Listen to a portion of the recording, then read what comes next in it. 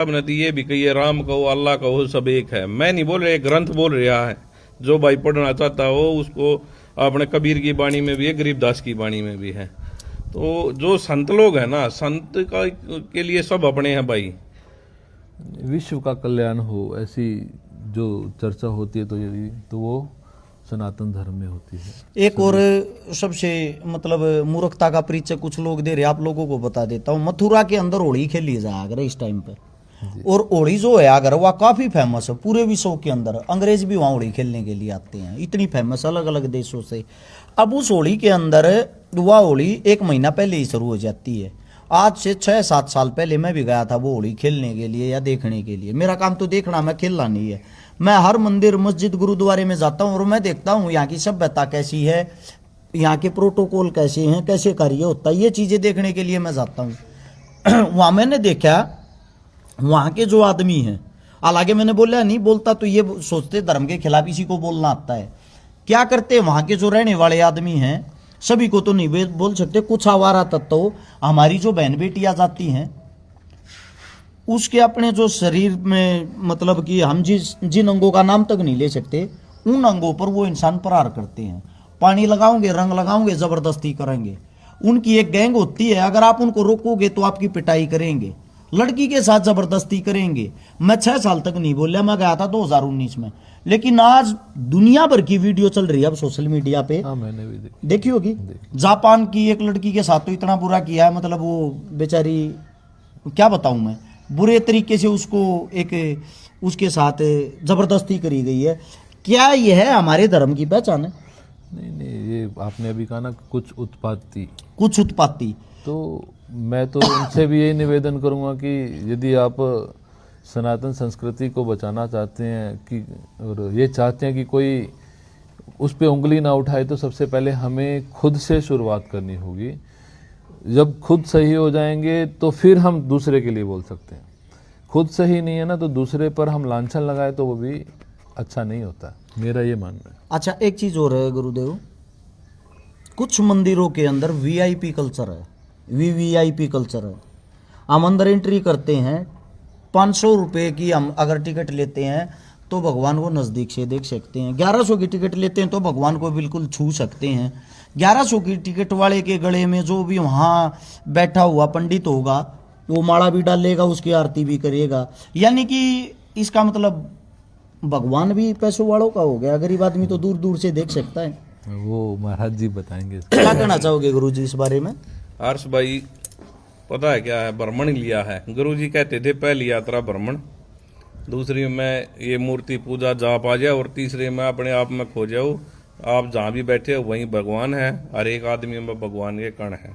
तो प्रथम यात्रा करी, देखा भी अपने, जैसे महाकालेश्वर गए, रात को 3-3 हज़ार रुपये में, 4-4 हज़ार में वहाँ टिकट दे रहे हैं।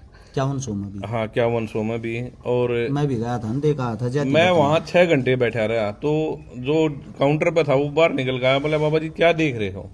मगर मैं ये देख रहा हूँ कि मेरे भाई यहाँ गरीब आदमी की तो फिर एंट्री नहीं है जिस हिसाब से आप देख रहे हो। दूसरा, अभी नेपाल यात्रा की है, वहाँ ये चीज़ देखने को मिली, मुक्ति धाम और मोक्ष धाम और पशुपतिनाथ मंदिर। वहाँ कोई डोनेशन नहीं है, आप अपनी मर्जी से कुछ देना चाहते हो एक अलग बात है, मांगते नहीं। यहाँ तो अभी आप तीर्थ में किसी पे चले जाओ, मैं उदाहरण के तौर पे हरिद्वार की बता देता हूँ। गंगा जी में एक छोटा गिलास देने लगे जी, दूध विसर्जित कर दो आप 20 रुपये। फिर आप जैसे ही स्नान करके निकलोगे आपको तिलक लगाने वाले पहले खड़े में लगे, वो भी ज़्यादातर लड़कियां में लगी कि जी ये तिलक लगवा लो। भाई ये चीज़ें पाखंड को बढ़ावा दे रही है, और पाखंड को रोक लोग रहे नहीं। कई जगह मंचों पे बोला तो एक बड़े महापुरुष ने मेरे को भी कहा कि पहलवान आप तो कुछ भी नहीं हो। महाराज जी गरीबदास जी जो छुड़ानी धाम से हुए, उन्होंने इसको लेके गाड़ी लिखी है, जो मैं सोशल मीडिया बताऊंगा तो कुछ ये भी कहोगे भाई, आप उसको पढ़ना कि पूर्व से पश्चिम, पश्चिम से उत्तर दौड़े दौड़े। तो उसमें ये चीज़ दिखाई गई है कि जब हमने परमात्मा का भजन करना है और हम संत बने हैं तो हमने लोगों को अच्छा रास्ता दिखाना चाहिए, ना कि भ्रम में। दूसरा, मंदिरों की बता देता हूँ, कहते हैं भगवान अंदर बैठे, शाम को ताले लग जाते हैं हर एक मंदिर पर। जब हमारे परमात्मा में इतनी शक्ति है तो ताले क्यों लगाते हो फिर आप लोग? मैं एक छोटी बात पूछना चाहता हूँ, जब हमारे घर के अंदर हमारे माँ बाप बैठे हैं तो हम उनको बाहर बंद करके थोड़ी ना जाएंगे कि भाई हम शहर में घूमने जा रहे हैं या कहीं जा रहे हैं। जब हमने ये पता हमारे माँ बाप बैठे हैं तो वो चौकीदारा करेंगे। पाखंड को ऐसे बढ़ावा दिया गया है कि ये बढ़ता ही जा रहा है, और अगर इसको नहीं रोका तो हमारा तो टाइम कट जाएगा। जो आने वाली पीढ़ी है ना वो विनाश की तरफ जा रही है।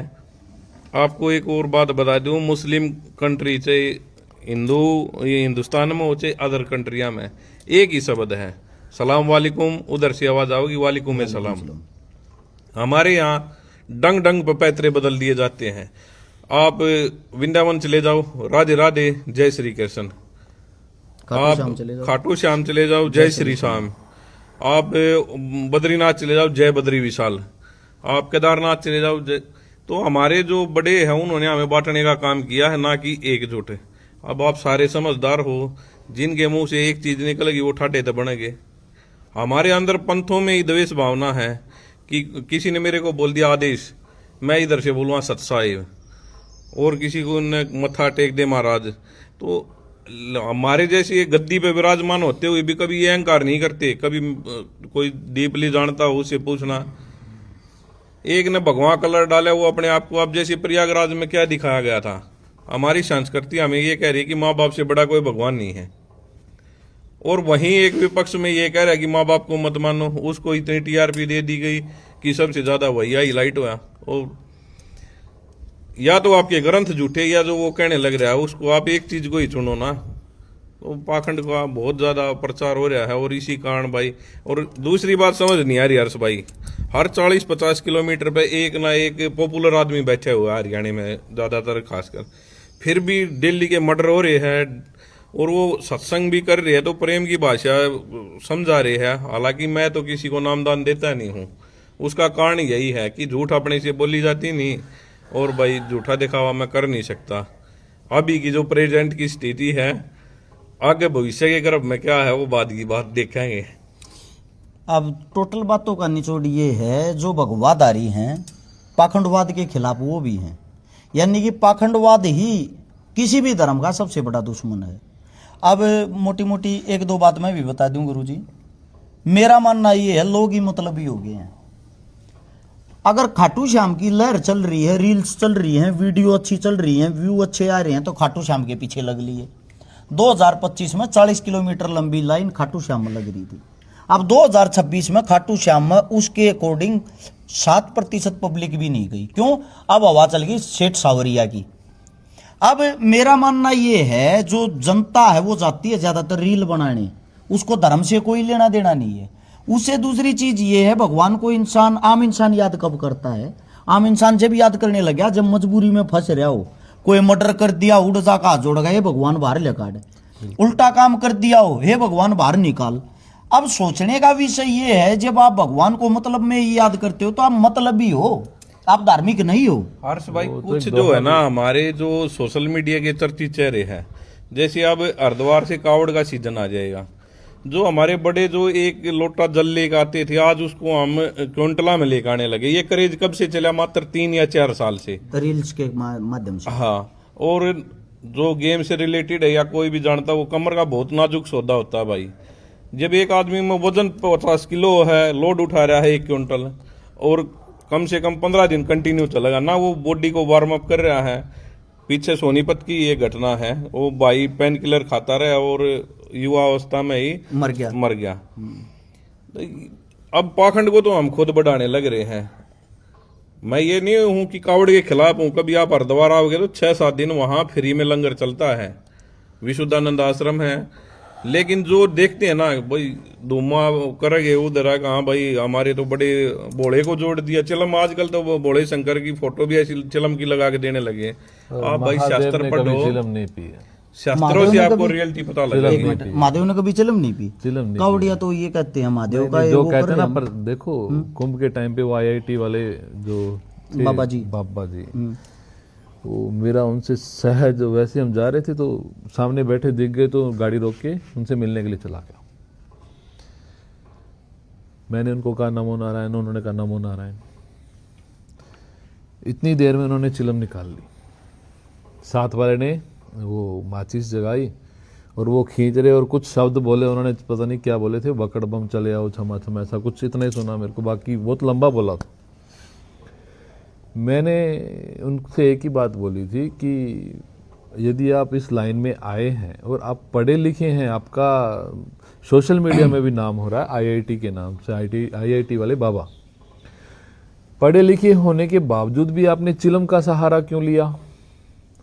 तो उन्होंने मेरे को कहा कि आपको क्या पता, इससे तो तार जुड़ती है।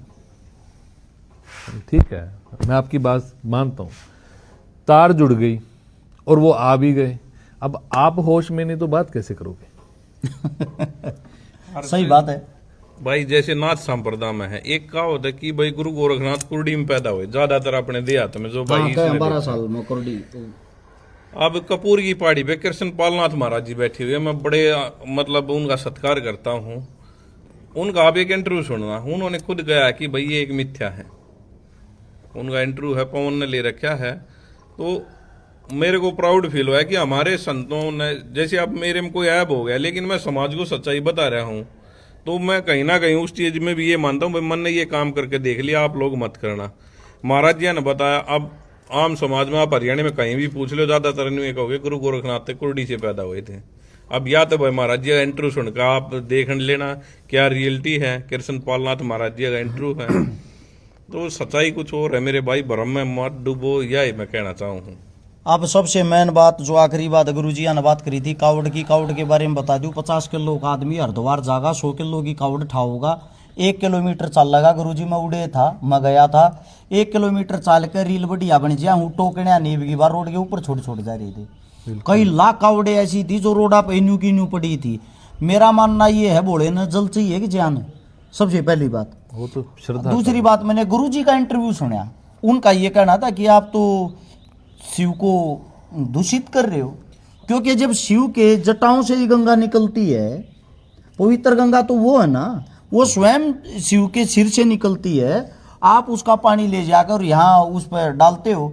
राम है, आप उन रूलों को फॉलो नहीं करते, तरह तरह के नशे करते हो, दुनिया भर की हरकतें करते हो। हरियाणा को इतना ही कहना चाहते हैं भाई, हरियाणा के अंदर एक इसी लहर चलेगी, इन गुरुजी भरा के कर दिया। ये साल में 2 बार तो हरिद्वार रहे हैं, एक हफ्ता। हरिद्वार खत्म होते कोला पर जा है, कोला पर खत्म होते खाटू श्याम जा है, खाटू श्याम खत्म होते एक अपने आड़े हरियाणा में और श्याम का वो है उड़ जा है।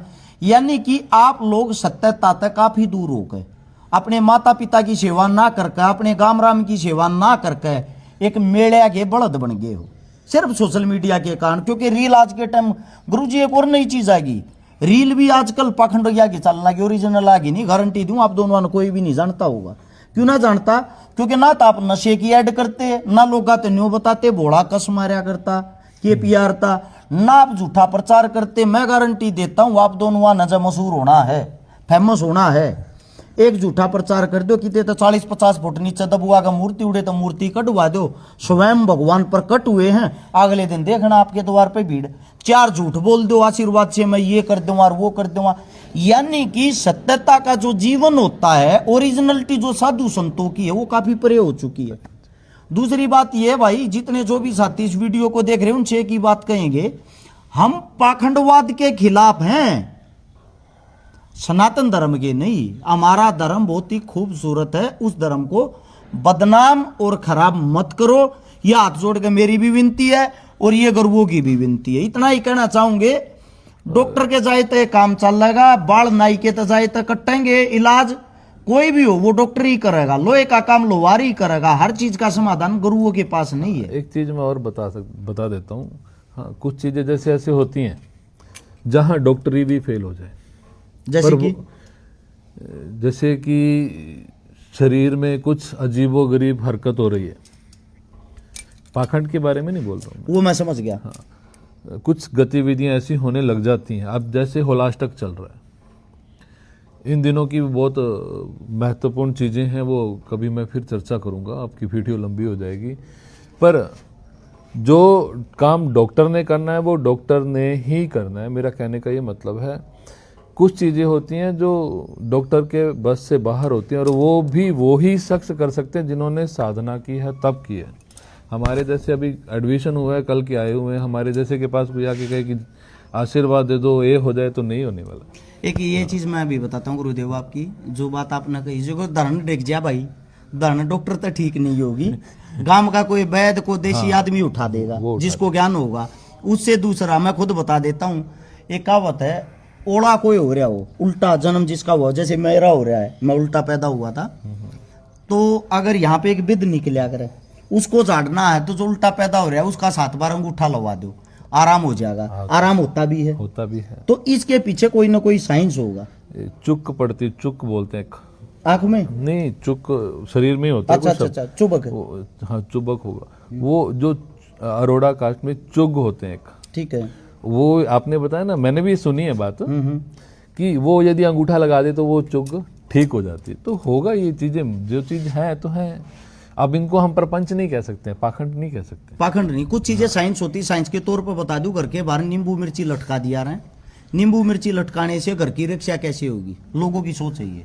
उस रक्षा का कारण है, उसका कारण क्या है, नींबू के अंदर साइंस पढ़ना, कुछ ऐसी एक्टिविटी होती है जो मिर्च के साथ मिलके वो फैलती हैं, जिसके कारण बुराइयां हमारे दरवाजे तक नहीं आती। ये कोई टोटका नहीं है, ये साइंस है। दूसरी बात, कुछ आदमी, मेरा मानना ये गुरुजी इतने मूर्ख हो गए हैं, आपको बता दूं, कहते हुए भी शर्म आने लग रही है। यानी कि नदियां जो है, नदियां में जाकर तो दूध ने वो करे हैं, डालन लाग रहे हैं, मूत्र ने पीण लाग रहे हैं। लेकिन भगवान ने, भगवान जो मानो हो आप या हमारा जो धर्म मानो, उसने ये चीजें इसलिए उल्टा हो गया भाई, ये ऐसे बनाई थी, दूध न पीवो, मूत्र ने नहीं। कुछ चीजों को आप लोगों को समझना पड़ेगा। हर्ष भाई, जैसे भिक्षा थी अहंकार को तोड़ने के लिए। जैसे अपना जाट कुल में जन्म हुआ, मीडियम परिवार से, तो ये अहंकार ना रह जाए कि भाई रोटी तो मेरे घर पर भी थी। तो प्राचीन जो संत होते थे वो ये कह देते थे कि आप 3 ग्राम आ गया, 5 ग्राम आ गया, भिक्षा लेकर आओ भाई।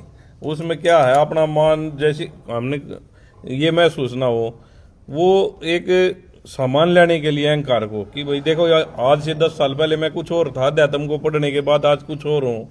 तो संत लोग आजकल ये भिक्षा का ऐसे कर दिया, हर एक चौराहे पे, हर एक शहर में, हर एक जगह पे 10-5 तक खड़े रह गए, और इस भगवे को भी बदनाम कर रहे हैं। रोकने वाला कोई है नहीं भाई, अगर भाई रोक टोक हो कुछ। भिक्षा के ऊपर एक बात मैं भी बता देता हूँ, मेरा जो मानना, मैंने जो पढ़ा, भिक्षा का मतलब ये था कि साधु संत सबको एक नज़र से, एक आंख से देखते हैं।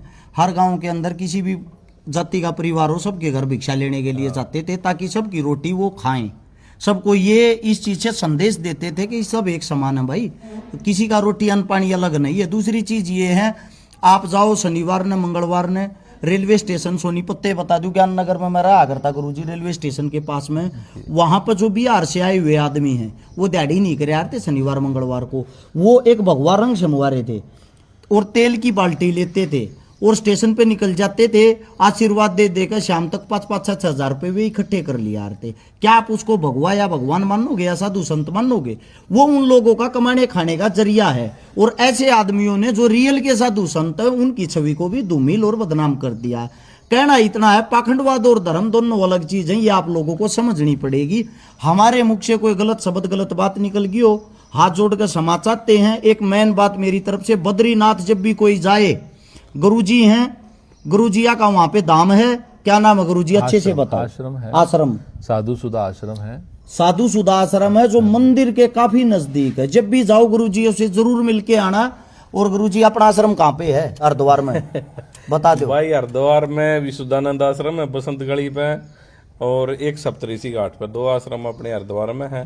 बाकी मैं पंजाब, राजस्थान अनेक जगह है। अपने कुटिया में एक चौकीदारा करते रहते हैं, प्रारब्ध है हमारा। ये गुरुजी कई आश्रमों के मालिक हैं, ये गुरुजी कई आश्रमों के मालिक हैं। बात इतनी है, गद्दी के मालिक हैं, चलो आश्रम के नहीं है। देखो, ये भी एक बहुत गलत मानसिकता है। संत बिल्डिंग का मालिक नहीं होता है, क्योंकि बिल्डिंग समाज की है।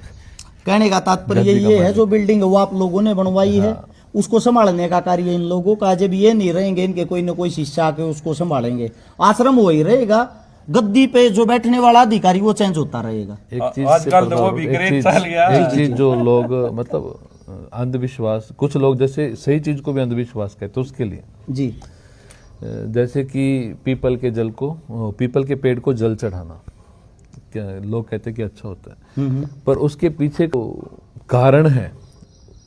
कहते हैं कि कोई भी कार्य करो उसका पहले मीनिंग पता होना चाहिए कि इसका मीनिंग क्या है, क्यों ये कार्य किया जाता है। पीपल को किसका दर्जा दिया है सबने? विष्णु का। विष्णु का। और विष्णु कौन है? पालनहार। अब इस चीज को हमारे पूर्वजों की बात कर रहा हूं, कितने अच्छे तरीके से उन्होंने इस चीज को मैनेज किया हुआ है। वृक्ष हमें क्या देते हैं? पीपल तो ऑक्सीजन देता है और 24 घंटे 24 घंटे। हाँ, संडे के दिन आप जल नहीं चढ़ाओगे, उसका व्रत है। बाकी आप पूरा हफ्ता डालिए, 6 दिन डालिए और एक दिन जल नहीं डालना है, उसका व्रत है। और वो एक दिन का गैप क्यों रखा? पानी सूख जाए, अगर उसको लगातार समय लगे। समय मिले। हाँ, ज्यादा पानी होने से उगड़ भी जाएगा ये ना। जो चीजें थी ये सिर्फ देखो, पालनहार वही है जो हमें प्राण ऊर्जा दे रहे हैं, जिनकी वजह से हमें प्राण ऊर्जा मिल रही है, इसलिए उन्हें विष्णु का दर्जा दिया है। अगर आपको कोई कहे कि पीपल में जल चढ़ाने से ये पुण्य मिलेगा, पुण्य एक ही मिलेगा यदि आप वृक्ष को बचाते हैं, तो आपके फेफड़े कभी कमजोर नहीं होंगे, आपके शरीर में कभी ऑक्सीजन की कमी नहीं होगी। हर चीज का एक मीनिंग है, हर चीज का एक फल है। जैसा आप कार्य करेंगे वैसा आपको फल मिलना है। ये नहीं कि आप पीपल को जल चढ़ाने से आपको पैसा मिल जाएगा या XYZ गाड़ी मिल जाएगी, कोठी मिल जाएगी, ऐसा नहीं, कुछ नहीं। जैसा आप कार्य कर रहे हैं वैसा फल मिलेगा। मेरा ये कहना था कि उसको आप दूसरे हिसाब से मत चलिए कि मुझे किसी ने कहा धागे बांधने से शादी हो जाएगी, नहीं, ऐसे पूजने मत से कुछ होगा। कहने का तात्पर्य ये, हमारे बुजुर्गों ने ये सिखाया था। आदमी ज्यादा देसी होते थे, उनका कहना इतना ही था कि आप लोगों को समझाने की वह एक शिक्षा थी, आप पेड़ों को संभालोगे, पेड़ आपको संभालेंगे, इसीलिए उन पेड़ों को मान माना गया। बेरी के वृक्ष के नीचे आपको रात को नहीं जाना, भूत होते हैं जी, ये बात कही जी। पर ये क्यों कही? बेरी का वृक्ष ऑक्सीजन रात को खींचता है। ठीक है, यदि आप लगातार बेरी के वृक्ष के नीचे सोएंगे तो आपकी मृत्यु जल्दी हो जाएगी। हर्ष भाई, उस चीज को चर्चा में रहते हो तो मैं आपको ये गदा भेंट कर रहे हैं हम, क्योंकि ठीक है जो पाखंडी है उनके विरोध में आप गदा लेकर खड़े रहो। और कभी सनातन पे बात आई जो रियलिटी है, तो ऐसा नहीं है। बड़े बड़े साधु संत है, वो क्यों नहीं बोले? आप चीज ने एक नोट करी हर्ष के खिलाफ, उनको पता है कि ये रियलिटी बोल रहा है ना, तो ऐसी बात नहीं है। आग भाई संतों को अगर ये चीज लगती तो रोक सकते थे कि भाई आप ऐसा ना करो। उन्हें पता है कि भाई रियलिटी बोल रहा है, तो हम आपको ये गदा देते हैं। और ऐसे ही आप अपनी जगह पे रहिए और सच के साथ रहिए। आपने बहुत अच्छी लाइन है, और कम रियल हीरो होते हैं जो रियलिटी को समाज में बताते हैं, ना तो भाई पाखंडियों का अपना कोई विरोध भी नहीं करता। वीडियो ज्यादा लंबी हो जाएगी, इतना ही कहना चाहेंगे। आगे फिर मिलेंगे गुरुजी, फिर चर्चा करेंगे अपने धर्म को लेके। दूसरी बात ये है, आप लोगों को बता देता हूँ, पाखंडवाद के खिलाफ बोलने पर किसी भी धर्म गुरु ने हमारा मतलब खिलाफत नहीं की, या हमारे को ये नहीं बोला कि आप गलत कर रहे हो।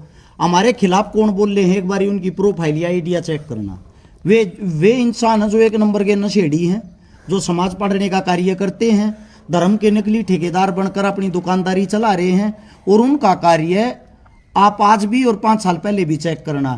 कुछ साथी तो ऐसे हैं, पहले नचनिया का काम करते थे, गालियां देने का कार्य करते थे, उनको उस चीज में ख्याति प्राप्त नहीं हुई, फेमस नहीं हुए, तो उन लोगों ने भी एक धार्मिक ठेकेदार बन गए। ऐसे आदमियों से बचो। हमारे संस्कार नहीं कहते किसी भी धर्म को हम नीचा दिखाएं। आप सभी ने इतने प्यार से हमारी बातें सुनी, आप सभी का धन्यवाद। राम राम, जय हिंद। अच्छा लगे वीडियो को शेयर कर देना।